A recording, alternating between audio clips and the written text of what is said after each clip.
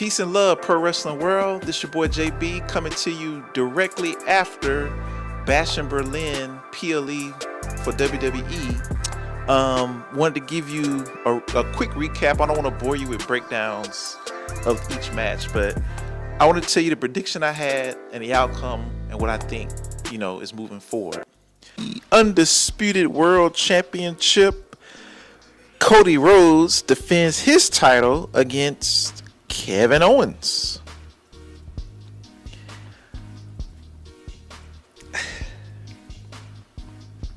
So the first up is Cody Rhodes. I predicted that he would retain. I mean, that was the most obvious prediction, right? So he did retain.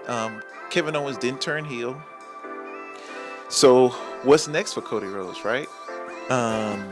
It was a spectacular performance. The crowd was absolutely amazing, man. They rivaled France for Backlash, 100%. Kevin Owens had some missed opportunities where he could have did some heel type stuff or go after Cody Rhodes, but he didn't do it, and it kind of cost him the match.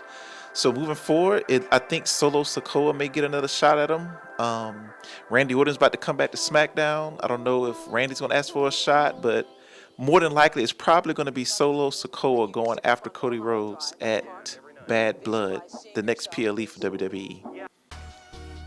I have mixed feelings about this match. The women's tag team championships at WWE are just, this title has changed like 4 or 5 times in a calendar year. Unholy Union is probably going to drop the titles to them. And it's unfortunate because I'm thinking Unholy Union is doing a really good job defending those belts and putting on great performances. Second match was for the women's tag team titles where Jade and Bianca took on the Unholy Union. I had predicted that Jade and Bianca would win the match, and they did. Unholy Union did absolutely fantastic in that match, man. The psychological games they were playing, the tag team cohesion. Their reign ended at 77 days. I get why Jade and Bianca won, but it does a disservice to them because it looks like Triple H only booked them to win in Scotland because those were the only titles that was probably going to change hands in Scotland. So it was like a feel-good moment. And then it's like Triple H knew he wasn't going to have any other title changes at Bash in Berlin. So let's throw the women's tag team champions out there to lose. So I don't like the booking of the tag team women's championships. I just think it's not respected. I think this is the fourth or fifth or maybe 6th time the title has changed hands in 1 year.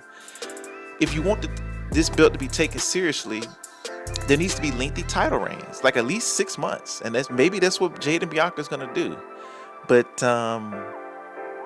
Jade and Bianca, now they're a tag team, so it limits Nia's competitors a little bit, but I'm assuming how Triple H is going to book this is he's going to have Jade and Bianca maybe hold the belts for the rest of the year, and then maybe some friction starts to happen, and then once somebody turns on one another, and then you may get a WrestleMania singles match. So we'll just have to see, but I did predict correctly that Jade and Bianca will become your new 2-time women's tag team champions.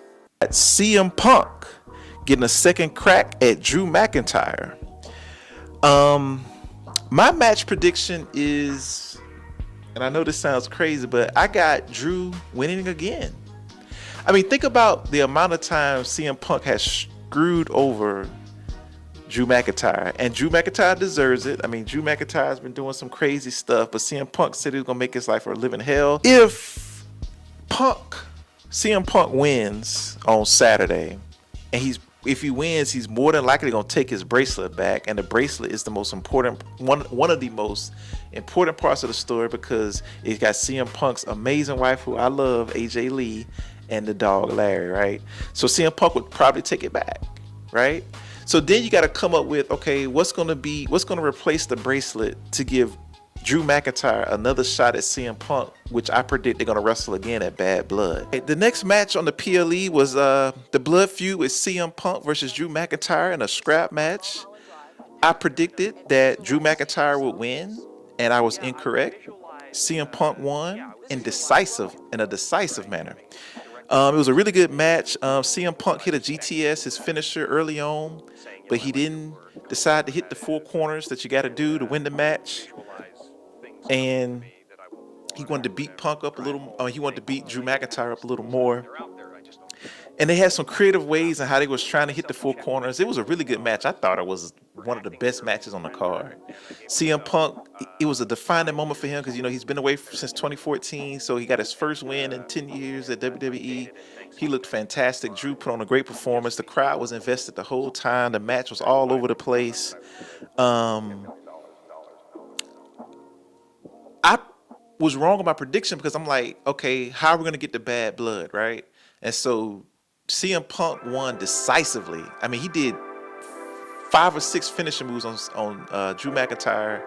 He got the bracelet back. He put the bracelet on to hit the last turnbuckle to win. And then in his post-interview, he said he wants to challenge for the gold, which I think that's going to have to be the story moving forward. CM Punk needs to start challenging for the world title. Him and Gunther would be a dream match, like a great match, right? And some big next big PLE. So I don't think it's over that quick. I think CM Punk may try to challenge Gunther on Monday Night Raw or sometime soon. And and Drew McIntyre is going to find some type of way to get back involved with CM Punk. They're going to wrestle again at Bad Blood and some other stipulation. CM Punk will win again, and that'll be the end of that feud. That's how I think that's going to end. I was wrong on this prediction. I thought CM Punk would win. CM Punk would lose to give him another reason to fight Drew and get the bracelet back. But now they got to come up with a new angle in this rivalry if it's going to get to Bad Blood. I'm picking Rhea and Damian to win this match. The two people who were kicked out of the Judgment Day at not WrestleMania, I'm sorry. They were kicked out of the Judgment Day at SummerSlam. A win by Rhea and Damian Priest will likely set up a Bad Blood match where Finn Balor wants to avenge the loss at Bash of Berlin and fight Damian Priest at Bad Blood. This also sets up another Liv Rhea match at Bad Blood as well. I mean, these would be two of the most obvious blood feud matches you need to have at Bad Blood. I mean, it's called Bad Blood. The match on the card was the mixed tag team between the Terror Twins and the New Judgment Day. I had predicted that the Terror Twins of Rhea Ripley and Damian Priest would win the match, and they did. On Twitter, when the match was going on, or right before the match, I was like, Rhea needs to pin Liv, and that'll set up Rhea Liv at Bad Blood, and that's exactly what happened. Rhea ended up hitting a Riptide and used the pretzel pin in a decisive victory. It was a great match. It was one of the greatest, probably one of the greatest mixed matches ever, because there was a lot of storylines, like Damian Priest, Liv, Dom. They did so much good storytelling within the match. And then the Judgment Day tried to come in and interfere. Damian Priest laid them all out. Liv was caught looking at Damian laying out the Judgment Day. Then she had to turn around and Rhea met her and greeted her with a headbutt and one of a vicious riptide. So that basically with Rhea pinning Liv, that gives you Rhea Liv at Bad Blood, and then now you can start the feud with Damian Priest and Finn Balor at Bad Blood. That's exactly how I predicted that Triple H would book the match, and that's what he did. Even though I know the outcome, and I'm picking Gunther to retain. He's not about to drop his belt when he just won it at SummerSlam. But I absolutely loved their match at King of the Ring. That's literally one of the matches of the year, and it was a dream match. Gunther versus Randy Orton. Randy Orton is probably the only one that can probably hang with Gunther in ring. And the main event, Randy Orton versus Gunther for the World Heavyweight Championship. I predicted that Gunther would retain, and that's exactly what he did. He retained. And I'm gonna even tell you something. Randy Orton, to be in enemy territory, being in Gunther's home country, Randy Orton, the fans respected Randy Orton. They sung his song. They serenaded him really well. Gunther got a standing ovation, and they serenaded Gunther. Ludwig Kaiser came out and introduced Gunther as the World Heavyweight Championship. I thought that was special. Randy Orton looked strong for about 80% of the match. He had a couple of little heel moments where he was like really trying to win, something that Kevin Owens didn't do. But in the end, man, Gunther found a weakness and he made Orton pass out. And I like the fact that they made Randy Orton pass out and not tap out, because he's a living legend, and he still allowed Randy Orton to look strong. That's why I didn't like how they did AJ Styles with Cody Rhodes with the I Quit match, because AJ Styles saying I quit, man, I just felt that was a disservice to a legend, and it could possibly bury him, right? Because how do you come back from saying I quit, man? I know you can find some creative ways to do that with AJ Styles, but AJ Styles and Cody Rhodes should have been in a last man standing match, and you just have him pass out or just not get up. And I like how they did it with Randy Orton. He just passed out. I know Randy Orton fans and most WWE fans are probably getting a little bit upset with Randy Orton losing at these PLEs, but at some point, Randy's signed a 5-year contract. He's going to be a World Heavyweight Champion again. It's Gunther's time. And they're going to find a creative way to get Randy Orton in there for like a 4 or 5 month title reign within these 5 years. And then he's probably going to retire when his contract's up. But overall, I rate the Bash in Berlin 2024 in Germany. I rated an 8 out of 10. I didn't like the booking of Jade and Bianca becoming tag team champions against Isla Dawn and Alba Fire, the Unholy Union, because I felt like 77 days wasn't very long and they were doing so well. And you're going to go with Jade and Bianca for the popularity, I get it, but I just felt like that would have been a signature win for them, and then maybe you have them lose at Bad Blood against Jade and Bianca. But I just felt like Unholy Union reign should have been a little longer.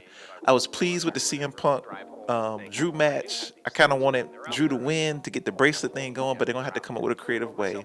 I like the Cody Rhodes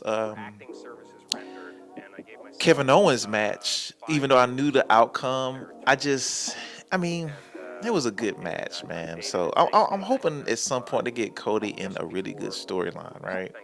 And not these 1 month one-offs. But overall, it was a good match. Obviously, Randy and Gunther definitely delivered. The Terror Twins was a really great match. I was happy with the outcome because now Rhea gets another shot at Liv.